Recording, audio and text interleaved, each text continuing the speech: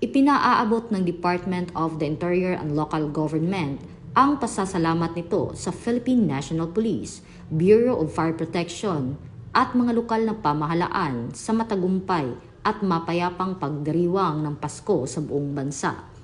Ayon sa PNP, walang naitalang insidente sa loob ng 9 na araw ng simbang gabi at bisperas ng Pasko, bunsod ng mahigpit na pagbabantay ng mga pulis, katuwang ang volunteers at LGUs sa mga simbahan, transport hubs at iba pang matataong lugar.